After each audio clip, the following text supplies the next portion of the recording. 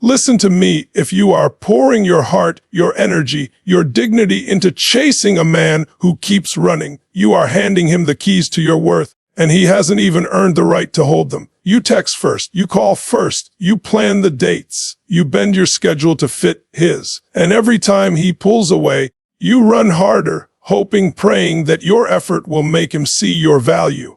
But here's the truth: an avoidant man doesn't feel pulled closer by your chasing. He feels suffocated. Every step you take toward him, when he's in withdrawal mode, pushes him further into the shadows. You think your chasing is love. He experiences it as pressure. You see it as devotion. He feels it as demand. And here's the harsh reality: the more you run after him, the less he has to run after you. You've flipped the roles. You're the pursuer. He's the prize. And that imbalance is slowly killing your self-esteem. The shift happens the moment you stop. The moment you stop pouring all your emotional currency into a man who won't meet you halfway is the moment the power dynamic changes. You are not here to convince someone of your worth. You are here to embody it so strongly that they either rise up to meet you or get left behind. When you stop chasing, you create space. And in that space, a man has only two choices: step forward or watch you walk away forever.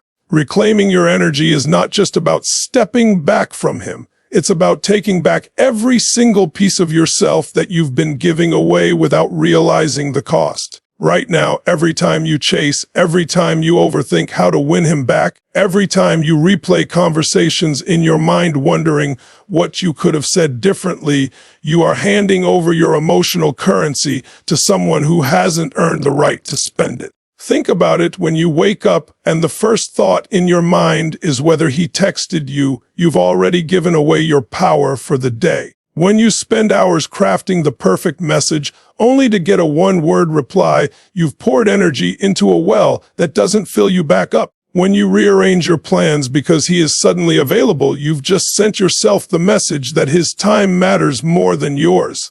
That is energy leakage. And over time, it drains your confidence, your joy, and your sense of self-worth. Reclaiming your energy starts with awareness. It's catching yourself in the act of overinvesting. It's feeling that familiar anxiety in your chest when he pulls away, and instead of chasing, you sit with it. You remind yourself, this is my energy, my life, my focus, and I get to choose where it goes. And in that moment, you choose you. It means redirecting that mental space you've been given him into building the life you want. Instead of staring at your phone, you pick up a book you've been wanting to read. Instead of waiting for his call, you call a friend and make plans. Instead of replaying the last conversation, you replay your vision for your future. The goals, the dreams, the version of you that's vibrant, fulfilled, and magnetic. When you stop handing out your energy like it's free, something shifts. People feel it, he feels it.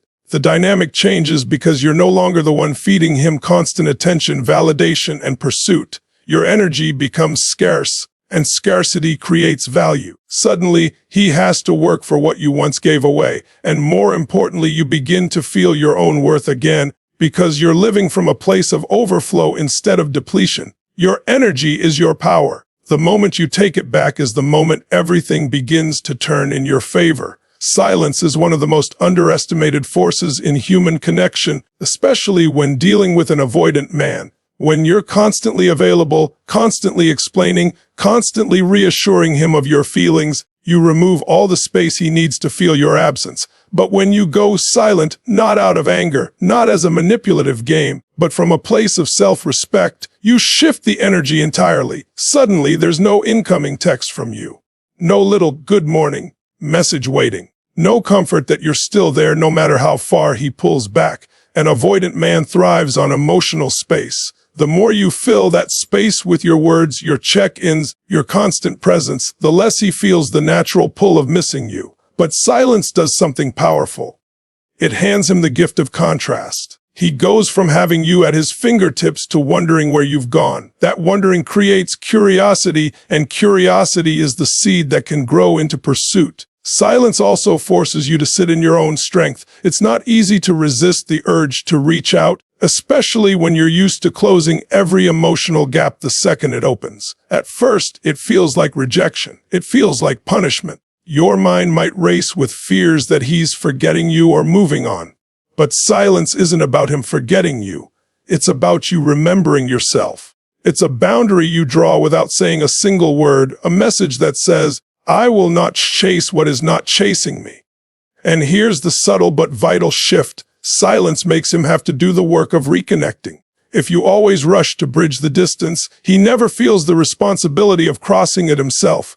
When you hold your silence, he's left with two options: lean in to close the gap, or let the connection fade. Either way, you get clarity without having to exhaust yourself. Silence also speaks louder than words because it cannot be argued with. A text can be ignored, misread, or dismissed. Silence, it's undeniable. It's a void, and human nature abhors a void. Eventually, that silence will echo in his mind, making him replay moments, rethink his choices, and feel the absence of what you once gave so freely. When used from a place of inner calm and self-worth, silence doesn't push someone away, it pulls the truth to the surface. And often that truth is exactly what you need to see. When you start valuing your standards above your desperation to keep someone, everything changes. Standards are not rules you recite when things are calm. They are the invisible boundaries that shape every decision you make, especially when emotions are running high. Too often, when you care deeply for someone, you begin to lower those standards piece by piece, telling yourself it's just this once, or maybe it's not a big deal. But every time you do, you train both yourself and him to believe that your boundaries are negotiable and your worth is up for debate. A man knows when you've abandoned your standards for him. He feels it when you accept less effort than you deserve, when you settle for inconsistent communication, when you allow him to cancel plans at the last minute without consequence. And the dangerous thing is, once you've shown that you're willing to compromise your values just to keep him, it becomes the new normal. The respect that could have drawn him closer begins to fade, because respect is born from consistency, not convenience. Holding your standards isn't about punishing him, it's about protecting you. It's the difference between saying, I want him to like me, and saying, I want someone who can meet me at the level I deserve. When your standards are intact, you no longer make decisions from a place of fear. Fear of losing him, fear of being alone, fear of not finding someone else. Instead, you make decisions from a place of self-trust, knowing that the right person will never require you to abandon your non-negotiables just to keep the peace. The moment you place your standards above your desperation, you start moving differently. You stop chasing because you understand that a man who wants to be with you will rise to meet those standards without you having to lower them. You stop explaining your worth because your actions communicate it more powerfully than words ever could. And you stop waiting for crumbs because you know you are worthy of the whole loaf. Desperation makes you act small, shrink yourself, and accept behavior you would never tolerate if your self-esteem was untouched. Standards make you expand. They force you to stand tall, to require effort, and to filter out anyone who cannot meet the level of love and respect you give yourself first. When a man senses that you have those standards and that they are unshakable, he either steps up or steps out, and either outcome sets you free. Matching his effort means you stop being the one who's always tipping the scale. Too many people believe that if they give more, love harder, and show up twice as much, the other person will eventually meet them at the same level. But in reality, when you keep giving more than you receive, you set a precedent. You teach him that the bare minimum is enough to keep you. Over time, it creates an unspoken agreement. You will carry the relationship, and he will coast. When you decide to mirror his effort instead of exceeding it, something subtle but powerful happens. You no longer fill in the gaps he leaves. If he texts once a week, you respond once a week. If he takes days to reply, you take the same amount of time, not to play games, but to create balance. Because balance forces him to see the truth. Either he has to step up to keep the connection alive, or it will naturally fade. This approach requires emotional discipline. It's tempting to jump in and close the gap when you notice distance. It's tempting to try harder when you feel him pulling away. But that's exactly what reinforces the dynamic you're trying to break. Mirroring his effort means holding steady even when it feels uncomfortable, even when your mind is screaming that you'll lose him if you don't do more. The beauty of this is that it shifts the emotional responsibility back to him. He can no longer rely on your over-giving to keep things going. If he wants more of you, he has to give more of himself. And here's the truth. If he doesn't, then you have your answer without wasting more time, more energy, and more of your heart on someone who was never going to meet you halfway. Matching effort also re-centers your value in your own eyes. It's a quiet way of saying, I am worthy of reciprocity. You stop feeling drained because you're not pouring from an empty cup. You stop feeling resentful because you're not overextending yourself. And most importantly, you stop feeling powerless because you're no longer at the mercy of his unpredictable waves of attention. When you give only as much as you receive, you protect your dignity, you maintain your balance, and you invite only those who are willing to meet you with equal effort into your life. That's where real connection begins. Filling your life with you means you stop revolving everything around him and start building a world so rich, so fulfilling, that whether he shows up or not, your life remains full. Too often, when you're emotionally invested in an avoidant man, your schedule, your mood, and even your sense of identity begin to orbit around his availability. You wait for his texts before making plans. You cancel commitments if he suddenly wants to see you. You put your own goals on hold because part of you is always on call, ready to respond if he decides to engage. Without realizing it, you become a supporting character in your own life. When you begin filling your life with you, you break that pattern. You start prioritizing your own passions, friendships, hobbies, and personal growth. You sign up for that class you've been putting off. You commit to fitness goals, career ambitions, creative projects, or travel plans that excite you, not because they'll impress him, but because they feed your soul. Your life stops being a waiting room for his attention and becomes a thriving space where you are the main event. This shift does more than restore your self-worth. It changes the way he experiences you. When a man sees that you have a life outside of him, it triggers curiosity and respect. You're no longer the person who's constantly available at his convenience. You're someone he has to earn time with. And the truth is, people value what they have to earn far more than what's handed to them without effort. Filling your life with you also gives you emotional insulation. If he pulls away, your world doesn't collapse because your happiness isn't tied to his presence. You have other sources of joy, connection, and purpose that keep you grounded. This makes you magnetic, not just to him, but to everyone around you. Confidence grows when you know your life is abundant with meaning and pleasure, regardless of any one person's actions. It's not about ignoring him or pretending you don't care. It's about making sure that you never shrink your world down to the size of one man's attention span. The richer and fuller your life is, the less likely you are to tolerate crumbs, and the more likely you are to attract someone who wants to be a part of that richness, not the center of it. Responding instead of chasing is about shifting from reactionary pursuit to grounded receptivity. When you chase, you're operating from a place of anxiety and scarcity, believing that if you don't initiate, the connection will die. But that belief keeps you trapped in a cycle where you're always the one carrying the emotional weight, while he gets to decide when and how much to engage. This constant pursuit signals to him, consciously or not, that you will always be there no matter how inconsistently he shows up. Responding is a completely different energy. It's not passive, but it's intentional. It's meeting his effort without exceeding it, allowing him to make the first move and showing that you value reciprocity. When he calls or texts, you engage with warmth and presence, but you don't fill the silence before he does. You don't preemptively plan your next step based on his unpredictability. You give him space to show his level of investment, and in doing so, you collect valuable information about where he truly stands. This approach requires a calmness that chasing can never give you. Chasing is rooted in the fear of loss. Responding is rooted in the confidence that you can't lose what's meant for you. When you wait for him to reach out,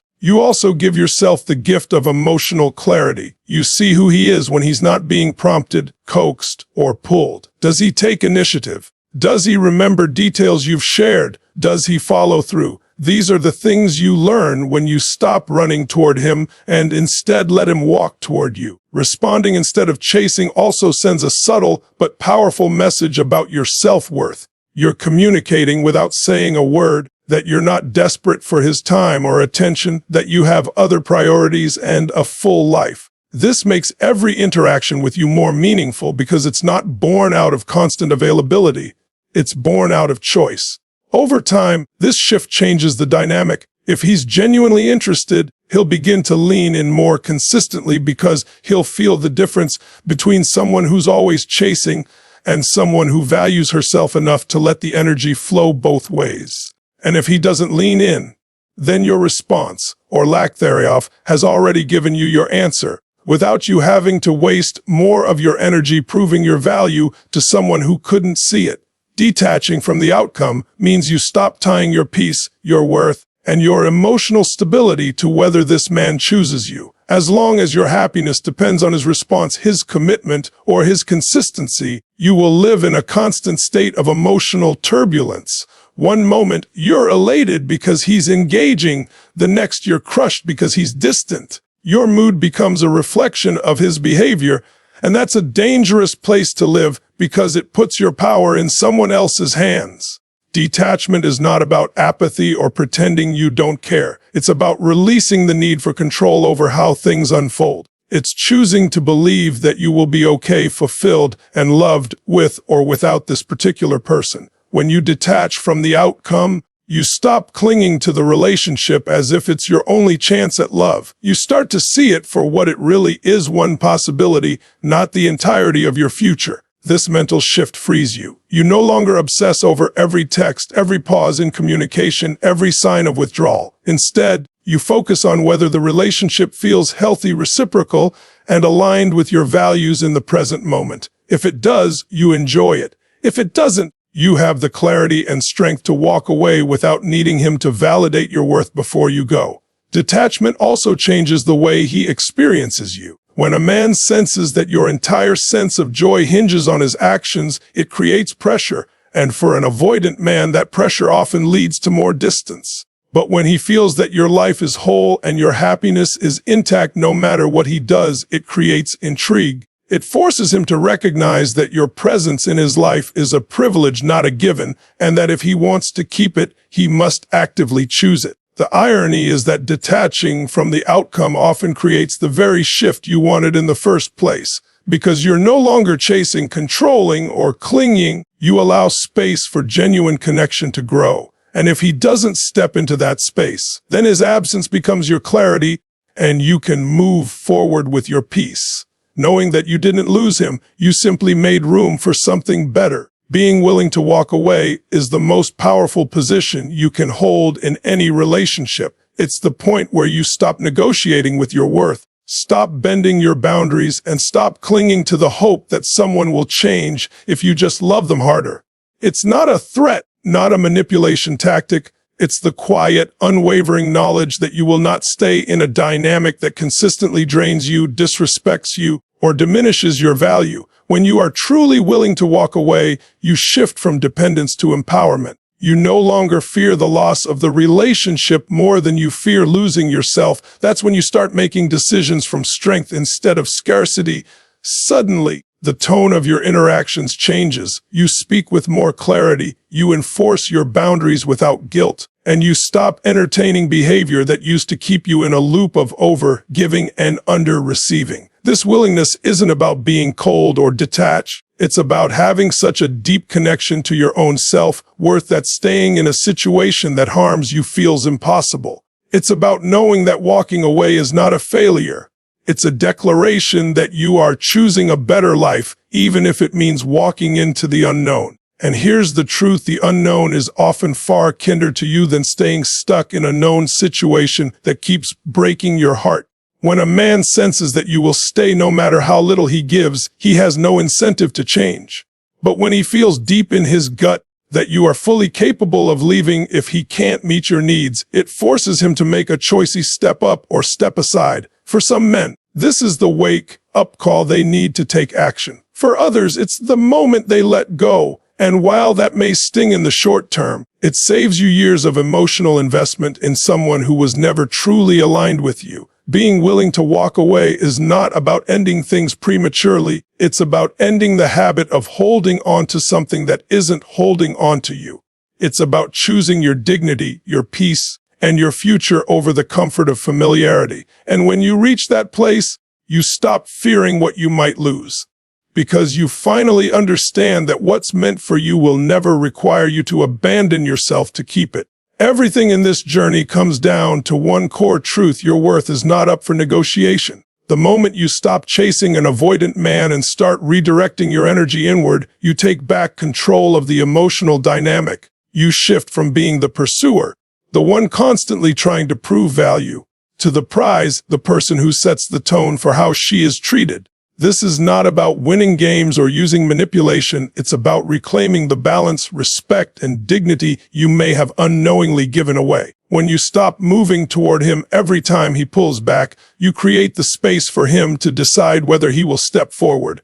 And in that space, your self-esteem begins to heal. You've seen through each step that this transformation isn't built on quick fixes. It starts with reclaiming your energy, because your emotional resources are the foundation of your self-worth. It continues with silence, which is not emptiness, but a boundary that speaks volumes. It's strengthened by holding your standards high, matching his effort instead of overextending, and filling your life with passions, goals, and relationships that nourish you. These are not isolated strategies. They work together to rebuild the sense of wholeness you need in order to stop living in reaction to his behavior. The beauty of this shift is that it redefines love for you. Love is no longer about how much you can give to someone who gives little in return. Love becomes about mutual effort, mutual respect, and mutual desire. You stop forcing a connection and start observing whether it's truly reciprocal. And in that observation, you learn a lot about him, but even more about yourself. You discover that your patience, your kindness, and your commitment are incredible gifts that should be reserved for someone who values them as much as you do. Detaching from the outcome is what frees you from the emotional roller coaster. You stop clinging to the hope of a certain ending and start living in alignment with your values in the present. If he rises to meet you, it's because he wants to, not because you dragged him there. If he doesn't, then your willingness to walk away becomes the ultimate act of self-love. It's the point where you stop asking, "How do I keep him?" and start asking, "How do I keep myself?" That is the real victory. In the end, stopping the chase is not about making him miss you. Although that often happens, it's about creating a life so rich, so anchored in your own worth, that you no longer tolerate anything less than you deserve. Whether he comes toward you or drifts away becomes secondary to the fact that you are now living as the fullest, most empowered version of yourself. And from that place, you will never again have to run after love, because the right love will recognize your value and run toward you. Thank you for spending this time with me today. If this message spoke to your heart, remember, your worth is not defined by who stays or who leaves, but by how deeply you choose to honor yourself. Keep your standards high, protect your peace, and never chase what isn't chasing you. If you found value here, make sure to like, subscribe, and share this with someone who needs to hear it. Your support means the world and keeps this message reaching more hearts around the globe. Until next time, take care of yourself, stand in your power, and remember, the right love will always find you without you having to lose yourself to keep it. Goodbye for now, and I'll see you in the next one.